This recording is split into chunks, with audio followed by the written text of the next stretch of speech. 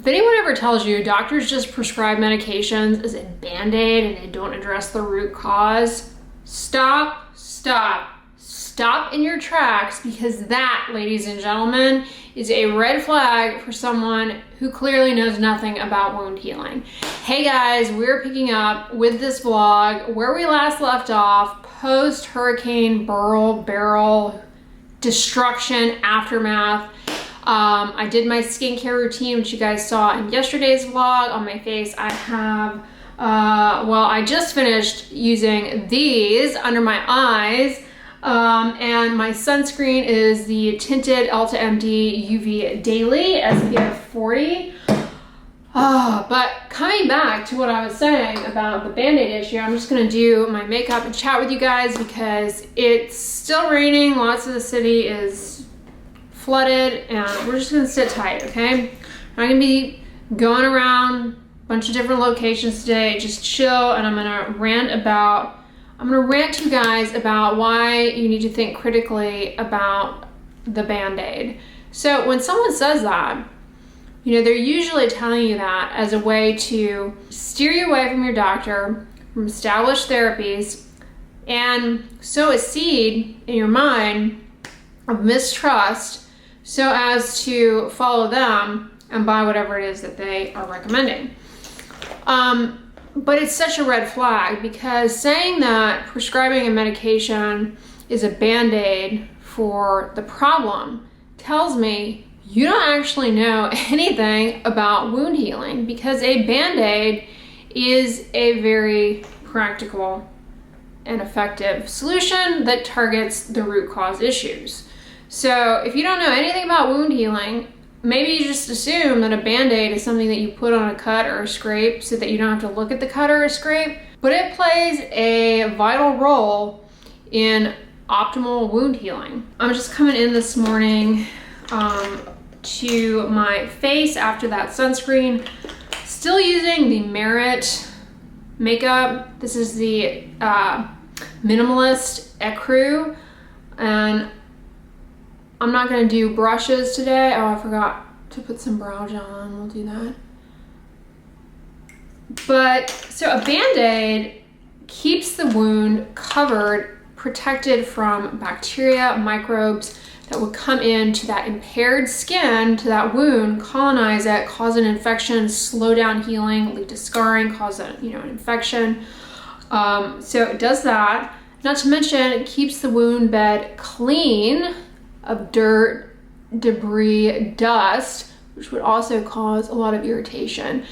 It keeps the wound bed moist and hydrated, which allows for optimal wound healing, because a wound bed needs to be moist. If it's dry, if it scabs up, well, the new healthy skin cells can't quite come in. Right? Covering a wound, the Band-Aid allows for that to happen more efficiently, more effectively, so that healing is faster, less risk of a scar, less risk of complications.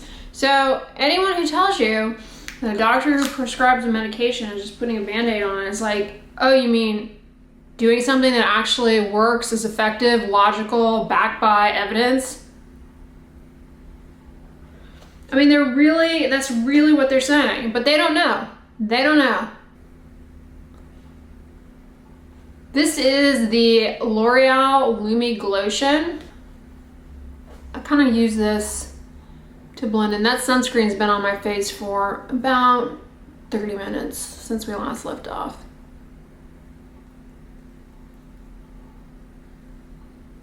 Like I said in yesterday's vlog, which is today, which was 30 minutes ago, I'm staying inside today. I'm not going out, but I do still wear sunscreen because UV comes through windows. Sun is out, shining intense now that the rain has passed. And I also wear sunscreen daily because it's a habit, and I also wear sunscreen daily because it is a moisturizer and it helps keep my skin hydrated, smooth. And after this hurricane, these past few days, I have not only have I not been consistent with skincare at all, just putting sunscreen on, I wasn't able to bathe for a few days. And let me tell you, I never realized how spoiled I am that I require showering on a daily basis until, no shower when it's this hot it's just not, it's not nice. It's not polite, let's say, to say the least. If you missed yesterday's vlog, I want to reiterate that anyone in the Houston area, I really hope that you are doing okay. You have your power, water. I know so many people are without, and I'm really, really hopeful that things will turn a corner very soon. You'll be okay. This is horrible. It's horrible. So I don't want to make light of anyone's situation, and if you are tuning in my video, thank you for watching, and hopefully, you know, if you are struggling, feeling frustrated, hot, uncomfortable, hopefully this video provides you a little bit of pleasant distraction, entertainment, while I put my makeup on and continue to rant about this BandAid stupidity. Not to mention, a BandAid can be very effective for helping to enhance penetration of topical medications that may be a little slow to get into thick things like a wart, taking advantage of the principle of occlusion therapy, also great. BandAids also will protect, depending on the material that the plaster, as my British friends call it, and by British friends I mean you guys who watch me. I have a few actual British friends in real life, but not like not so many that they're saying plaster all the time. And most of them I know are in medicine and they work in the US, and so they just say BandAid now because saying plaster to an American patient is like, huh? So they've just adapted. So yeah. Anyway, what was I saying? Oh yeah, another reason for it is it will protect from UV and visible light, both of which contribute to hyperpigmentation with the healing process, and UV slows down healing, depletes antioxidants, and UV exposure on a cut, wound. Also leads to hyperpigmentation. I already said that. Slows down healing, increases risk of scarring. And in case, like, to provide further, like, I feel like I'm writing a thesis here. The other thing though about BandAids, bandages in general, is they also, depending on who's putting them on, how they're put on, the material that they're made out of, they can provide compression, which is very helpful for hemostasis, so that you don't bleed all over the place. For example, if you get skin surgery or whatever, they're going to tell you, okay, if you get home, we put this bandage on real tight. Sometimes they'll roll up like gauze into this tight little thing, then smash it down on there with a BandAid. It's a compression dressing to get the blood to stop flowing so that you don't bleed out. And they'll tell you, hey, listen, if you happen to get home later on tonight, if this starts oozing, bleeding again, apply firm pressure. BandAid can help along with that, okay? BandAid, bandage in general. So, I mean, it's like, and I mean, I'm telling you, when you really know a little bit about wound healing, you will just see how the BandAid thing falls apart. Speaking of falling apart, let me do this here, because I'm coming in with, we're gonna do cheeky today, because that's how I'm feeling. The other advantage of BandAids, bandages, is when your skin, especially depending on how deep the cut is, as things are healing together, the strength, even though the skin on top has come together and everything, the strength is not 100%. Like, the skin is kind of weak, and so the weakness there, it's subject to tension depending on where the cut is, and that can lead to the formation of big depressed scars, or depending, on, again, the location and other factors, might also contribute to raised thickened scars. Well, and the spreading out of that wound. A bandage, a Band-Aid, physically brings the skin together so that it doesn't spread out and try and separate and further slow down the healing process. It's almost a little bit like stitches, right? And as a matter of fact, when you get stitches, what do? They put Band-Aids, glorified Band-Aids, steri strips on over to kind of anchor things on the top layer in place. Coming in with, this is that Tartelette tubing mascara. I've continued to use it. I do really, really like it, but I don't find that it's like any more magical than many other tubing mascaras that I've tried. Like, for example, the Milani one's pretty good. Very similar to this.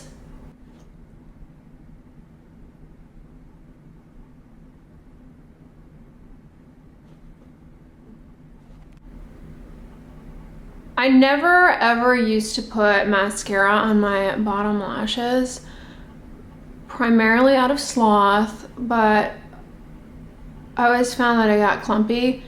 But the tubing mascaras I do find provide a little bit of like that. What's that brand that I was using? Winky Lux. They have a little thin, what's it called, detail oriented mascara just for the bottom lashes, or you could use it on the top for like extra length. That was a good one for the bottom actually. See, this brush is a little big, that's why I had that wackadoodle Latin. I'm not paying attention. The other thing though about these Band-Aid people, I am stuck on Band-Aid because Band-Aid stuck on me. The other thing about these Band-Aid people is that they also like to pretend like the root cause of a problem with your health has not been established. Yes, there are many health problems that for which we're still like trying to figure out what the heck is going on, like why they happen. Especially, there are a lot of things where there are multiple moving parts that underlie why someone gets something. There's genetics, there's also, you know, a viral infection you may have had in the past triggered your immune system to respond in a way that set off a cascade of unfortunate events for you and led to a disease process. I mean, there are many things like that, okay? But these grifter people, they will just act like the stuff where there's like a clear cut, like this is why this happens. They'll pretend like, they'll either pretend or they just simply don't know that, yeah, we know what causes that. And the medications, they actually target what causes the problem. That's why they work.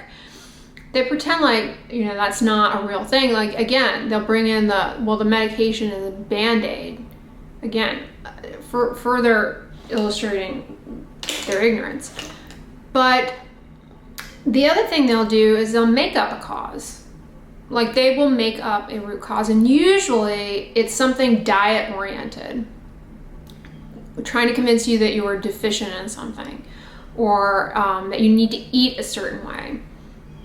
And they'll claim that thousands and thousands and thousands of people have healed a certain health problem with this particular thing. And a red flag in this discourse is often healed autoimmunity. You healed autoimmunity? You healed your autoimmunity. What was your autoimmunity? Okay, like that's like saying, it's the most absurd thing to say. Autoimmunity? Which one? Which one? A lot of conditions wax and wane. Some things, like juvenile arthritis, rheumatoid arthritis, for example, can spontaneously resolve when you grow up. So to say that you had juvenile rheumatoid arthritis and now you are a 30-year-old adult who has healed their autoimmunity with whatever it is you are selling, yeah. I got news for you. It went away as it can, and it was not whatever you claim it is. Yeah, healing autoimmunity is like, which one? It's like saying, I healed my infection. What infection? Bacterial infection, viral infection, fungal infection? Where was the infection? Was it, a soft tissue infection? Was it a, infection in your heart? Was it a parasite? Oh, that's another thing. People claim that they had parasites, and it's like, no, you didn't. No, you didn't have a parasite. Parasite cleanses are the biggest scam. They are. They're a scam. 100%. Anyone who sells you a parasite cleanse, that is snake oil medicine. And they'll always say like, oh, typical doctor that doesn't know anything about parasites. The gaslighting, the medical school curriculum gaslighting that these people do, they didn't go through med school, and then they try and tell you what your curriculum that you did go through and completed entailed, and that you don't know anything about parasites. It's like,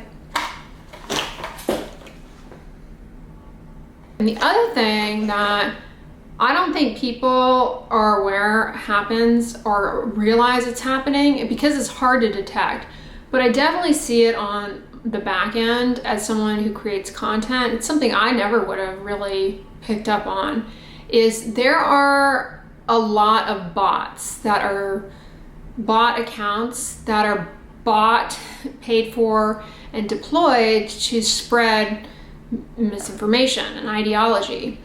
And like, there are certain things where I know if I mention certain things, I will get a bunch of comments from random people who have never commented on my video, and you look at their account and there's like, it was created like 2 days ago, and they, or whatever, and it's a bot account. BOT, not bot. Well, I guess paid for because they are up for sale. But yeah, that definitely happens. It happens a lot. And I think a lot more than people realize. Like, you could be interacting with a bot. And that's one of the weirdest things about social media. As a creator and as somebody who consumes social media, the thing that is being promoted is not real, and the accounts are all fake. So this is a big thing. There's another thing though that also happens a lot too, called astroturfing. I don't know if you guys have heard of this. A brand or whatever, they'll come in and they'll have people commenting on accounts and stuff, anonymously, just as anonymous commenters, spreading the good news, so to speak, about their product or concept, a particular thing that's going to basically sow the seeds in people's minds that they need this particular product or service or whatever. And it's actually the brand or some extension of the brand or a company or whatever. It's not real, authentic engagement, real authentic accounts. I was gonna put some lip gloss on. This morning I did the hydration stack on my lips. Sometimes I'll look at the viewfinder and that's why it looks like I'm looking up. I need to just like look in, but I'm also checking my mascara.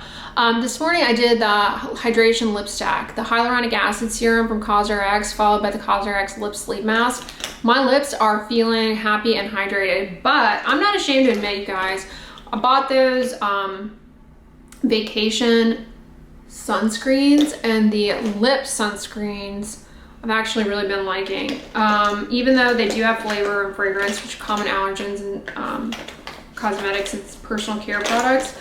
But I'm gonna come in with the Mucho Mango SPF 30 water resistant. Like, I've actually really liked these. Like, honestly, the vacation sunscreens, some of them are like completely goofy. Like the baby oil one, but some of the formulas I really have liked. And their whole brand premise, those nostalgic sunscreen scents, and this is like all modeled after the Arizona teas. This one, they nail the scents. I think I mentioned this in last weekend's vlog, before all this chaos happened, but I saw they have a strawberry pretzel jello one, and I want to get that. but I don't need another lip care product, so I'm gonna hold off on that. But I was reading y'all's comments about the salads, and a lot of you guys have had Snickers salad, and many of you were talking about the strawberry pretzel jello salad. Anyway, y'all, thank you so much for tuning in today. And again, I really hope everyone is safe, healthy, hydrated, has their power, has their water, has had a good shower, because I know that is what you have been waiting for. I hope you guys enjoyed this vlog-ish chatty video. If you liked it, give it a thumbs up, share it with your friends, and as always, don't forget, sunscreen and subscribe. I'll talk to you guys tomorrow. Bye.